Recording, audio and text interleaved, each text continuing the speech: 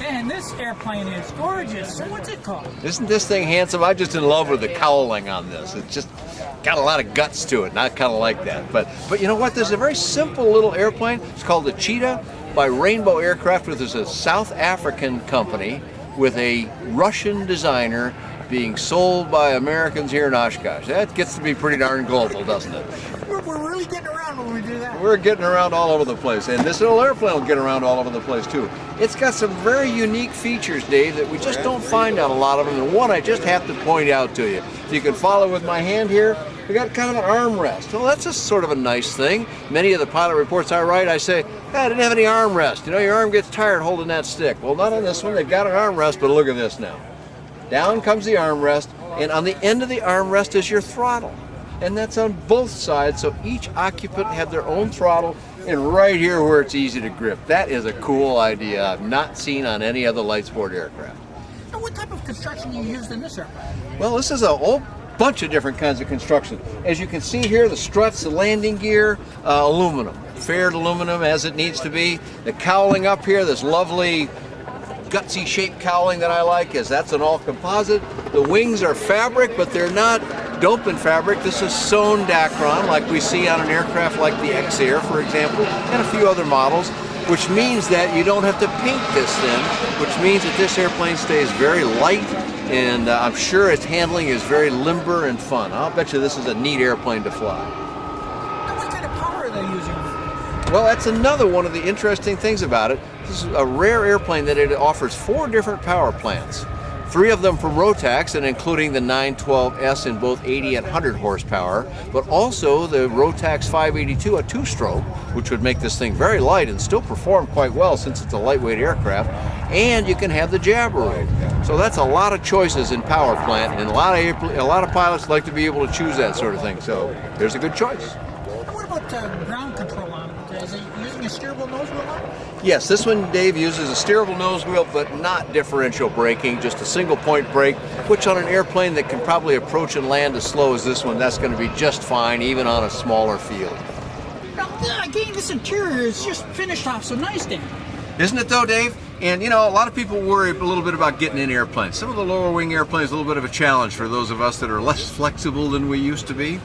But this one here, we're back to that nice armrest with the throttle right on the end of it. I really like that. It's a cool concept. But just flip that guy out of the way, turn around, sit down, bring your legs inside, and look how wide this is. It's got quite a bit of room, even though the front tapers and is narrow.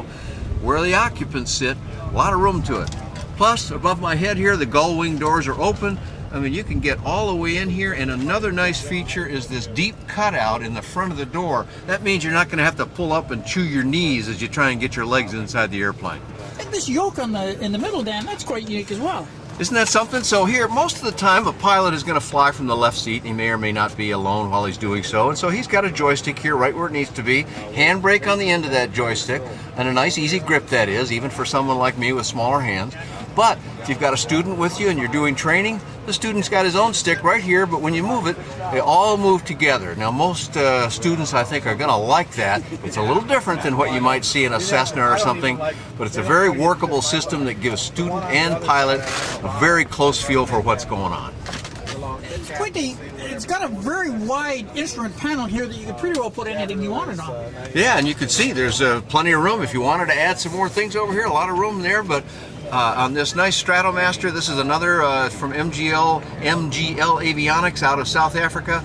And you can find their website at MGL Avionics too. They sell these on a lot of airplanes, but they've got a really nice setup here with very clear, easily read buttons. A lot of times they use black on black, and you have to know where the buttons are in order to operate it. These are all very readable, and the screens on these I've seen, they're great, even in daylight, which is not always common on electronic instruments. Some of them in bright daylight, a little hard to read. And then as we look up, following up this substantial structure here, we come to the flap lever, which again, right in between the two pilots, kind of protected a little bit so you don't bang onto it, but easily operated with a detent release up here. I'm not going to do that because we've got people standing around, but the lever just moves down and drops the flaps down. And visibility is real. I expected it to be cluttered in here, but you can really see all around. There is quite a bit of structure in here, but you know, as you look out, you're not even going to see that. And yes, you've got a skylight. They've got a nice little sunscreen here, which would be great in the hot climates around the country or elsewhere in the world. But it's wide open. I can see back. I can see the tail here. I can see straight up. I can see the beautiful blue clouds today here at Oshkosh. And you're right, a lot of visibility, and yet you've got a substantial structure around you, which is going to make a lot of people feel good as well.